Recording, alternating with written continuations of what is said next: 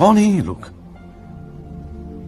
कहां से आते हैं? इस लौड़ी को देखिए, पूरे कपड़े उतार के नाच रहे हैं और इसके पास जरा सा भी शर्म नहीं है।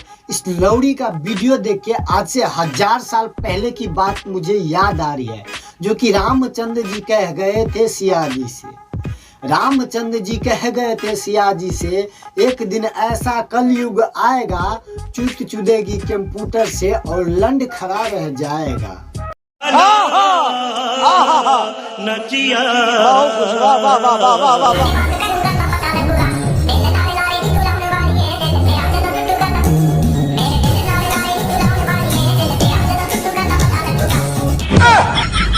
वाह क्या सीन है।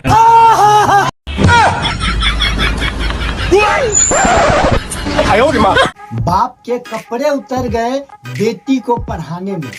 अजी बाप के कपड़े उतर गए बेटी को पढ़ाने में और बेटी अपने कपड़े उतारे अपने फ्लोवर बढ़ाने में। ये बड़ी अच्छी बात कही आप।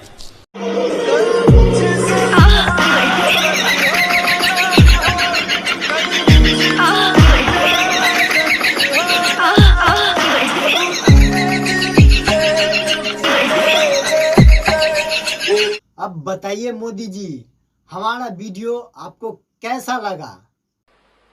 मजा नहीं आ रहा है।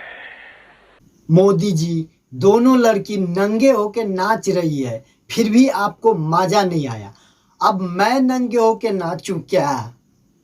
सही पकड़े हैं। वाह क्या सीन है।